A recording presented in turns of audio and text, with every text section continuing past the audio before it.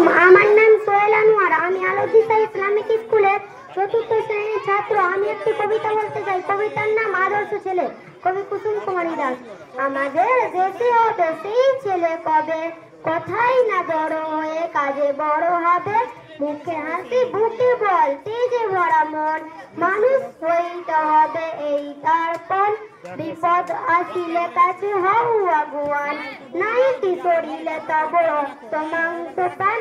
হাত পা সবারই আছে মিছে কেন ভয়, চেতনা রয়েছে যার সে কি করে রয়। সে ছেলে কে চাই বলো কথাই কথাই, আসে যার চোখে জল মাথা ঘুরে যায়। সাদা প্রাণে হাসি মুখে করাই পণ, মানুষ হইতে হবে মানুষ যখন। কৃষকের শিশু কিংবা রাজার কুমার, সবারই রয়েছে কাজ এই বিশ্ব মাঝার। হাতে প্রাণে খাটো সবে শক্তি করো দান, তোমরা মানুষ হলে দেশের কল্যাণ। আসসালামু আলাইকুম।